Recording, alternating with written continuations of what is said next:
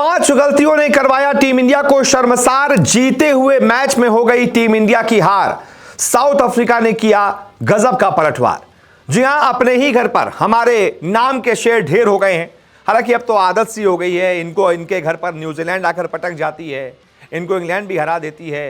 ये अपने घर पर मैच ही नहीं जीत पाते हैं, इतनी घटिया पिच बनवाते हैं, फिर उसी पिच की वजह से हार भी जाते हैं। तो 5 कौन सी गलतियां रही जिसकी वजह से इंडिया ये मैच हारी है। पहले आपको स्कोर कार्ड दिखा देता हूं, उसके बाद फिर बताता हूं कि किस वजह से इंडिया की हार हुई है। तो मैच का स्कोर कार्ड आप देखेंगे तो टीम इंडिया ने पहली पारी में अफ्रीका को अच्छे खासे स्कोर पर ऑल आउट कर दिया था, यानी कि 159 पर ही ऑल आउट कर दिया था।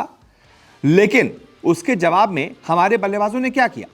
हमारे बल्लेबाजों ने कहा यार अफ्रीका तो 159 पर ही ऑल आउट हो गई, तो हम ज्यादा क्यों बनाएं, हम 189 पर ऑल आउट हो जाते हैं। सिर्फ और सिर्फ 30 रन आगे थी टीम इंडिया अफ्रीका के। इसके बाद जवाब में हमने अफ्रीका को दूसरी पारी में 153 बनाने दिए। लेकिन दूसरी पारी में हमने कहा कि भाई हम ज्यादा रन नहीं बनाएंगे अफ्रीका से।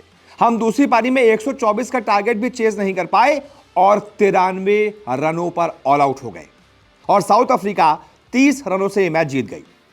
चौथी पारी में टीम इंडिया की घटिया बल्लेबाजी एक बार फिर से उजागर हुई। यशस्वी जायसवाल खाता भी नहीं खोल पाए, केएल राहुल 1 पर आउट हो गए। वॉशिंगटन सुंदर ने बड़ी अच्छी बल्लेबाजी की, 31 बनाए। उनकी जैसी बल्लेबाजी 2 या 3 बल्लेबाज और कर देते तो शायद हम ये मैच जीत सकते थे। ध्रुव जुरैल भी फेल हो गए, 13 बनाकर आउट हो गए। ऋषभ पंत 2 पर आउट हो गए। जडेजा 18 बनाकर आउट हो गए। अक्षर पटेल 26 बनाकर आउट हो गए और उसके बाद कुलदीप यादव 1 और मोहम्मद सिराज 0। इस तरीके से टीम इंडिया 93 रनों पर ऑल आउट हो गई, क्योंकि शुभमन गिल बल्लेबाजी नहीं कर पा रहे थे, आए नहीं थे बल्लेबाजी के लिए। उनकी जो गर्दन में दिक्कत हुई थी, इसकी वजह से वो एब्सेंट थे। तो इंडिया के पास वैसे ही एक तरीके से 10 ही बल्लेबाज थे, 9 ही विकेट से इंडिया खेल रही थी और 93 रनों पर टीम इंडिया ऑल आउट हो गई। बहुत शर्मनाक ये हार टीम इंडिया की हुई है। अब 5 गलतियां कौन कौन सी हुई है जिसकी वजह से टीम इंडिया ये मैच हारी है।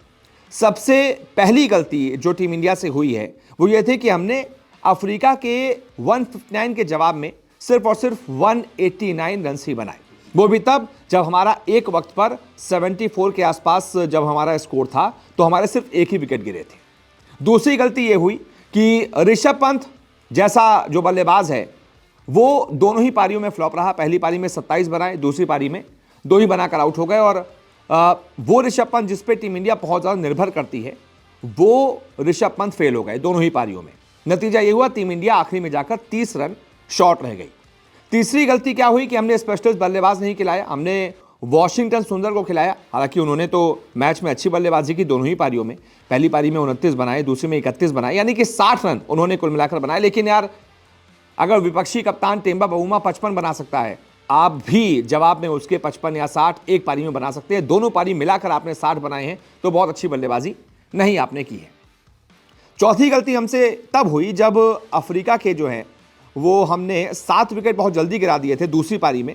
लेकिन उसके बाद टेम्बा बावुमा और कॉर्बिन बॉश के बीच पार्टनरशिप करवा दी। अफ्रीका के 91 रनों पर ही 7 विकेट गिर गए थे। कायदे से अफ्रीका को 120-130 पर ऑल आउट कर देना चाहिए था ताकि इंडिया को जीत के लिए 90 या 100 रन चाहिए होते। लेकिन हमने लगभग 40 रनों की पार्टनरशिप खाली कॉर्बिन बॉश और टेम्बा बावुमा से। नतीजा ये हुआ हम आखिर में जाकर हार गए। और 5वीं गलती हमारे बल्लेबाजों से हुई है जिसकी वजह से हमारे जो ये स्कोर था 124 का, हम नहीं चेस कर पाए। सभी बल्लेबाजों से गलती हुई है। बहुत रॉन्ग शॉट सिलेक्शन थे इंडियन टीम की। कुछ 1-2 बॉल्स अच्छी भी थी, लेकिन जैसे केएल राहुल का शॉट था, कोई मतलब नहीं था। बैकफुट पंच, बॉल बाउंस कर रहा है ज़बरदस्ती पीछे जाकर खेलने का। ऋषभ पंत के क्या ही कहने, वो तो आड़ा टेढ़ा खेलते ही हैं। ध्रुव जुरैल गंदी बॉल पर आउट हो गए। इसके अलावा जडेजा यॉर्कर को अपने पैड पर ले बैठे। तो हमारे बल्लेबाजों से गलती हुई है जिसकी वजह से हम बहुत ज़्यादा ओवर कॉन्फिडेंट थे शायद कि 124 तो बना ही लेंगे। इस वजह से हम ये मैच हार गए। बाकी आप बताइए आपको क्या लगता है। इस वीडियो को देखने के लिए बहुत बहुत शुक्रिया।